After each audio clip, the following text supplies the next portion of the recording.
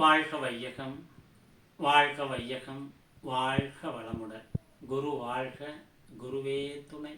சிந்தனையை உடல் நலத்தை சீரமைத்து ஓய்வித்த குருவே அன்பு. வாழ்க வளமுடன்.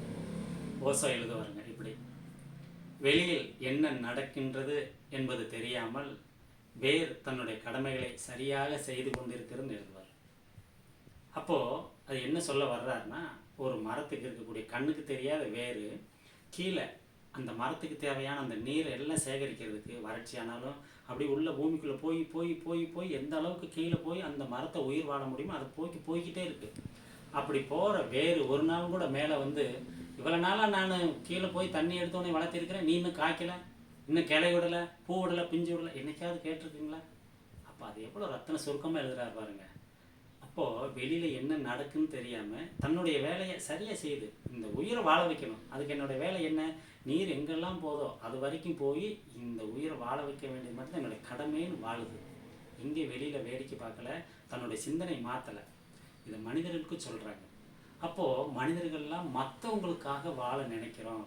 இன்றைக்கி ஒன்று சொன்னால் இவங்க என்ன நினச்சிருவாங்களோ, அங்கே போய் கேட்டால் அவங்க என்ன சொல்லுவாங்களோ அப்படின்னு மற்றவர்களுக்காகவே வாழ்ந்துட்டுருக்கிற தன்னுடைய கடமையிலிருந்து நழுவிடணுங்கிறார். அப்போ இந்த சமுதாயத்தில் நமக்காக வாழணுமா மற்றவங்களுக்காக வாழணுமா அப்படின்னா நமக்காக நம்ம வாழ ஆரம்பிக்கணும். அப்போ பழக்கத்திலிருந்து விளக்கத்துக்கு வரணும்.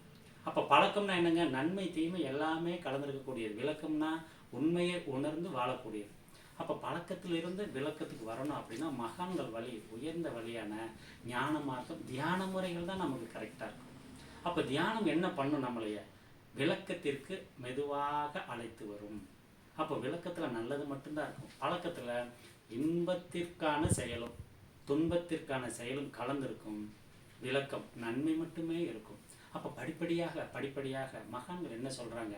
தியான வாழ்க்கைனா என்ன, அது எப்படி நம்மளை நடைமுறைப்படுத்தும் அப்படிங்கிறத மனவளக்கலை சிறப்பாக மக்களுக்கெல்லாம் கொண்டு சென்று கொண்டிருக்கிறது. நீங்கள் எங்கே பக்கத்தில் அறிவு திருக்கோயில் கிடைச்சாலும் அந்த இடத்துக்கு போய் முழுமையான பயிற்சி எடுங்க.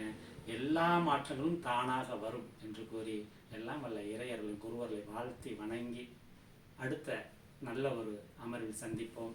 வாழ்க வையகம், வாழ்க வையகம், வாழ்க வளமுடன்.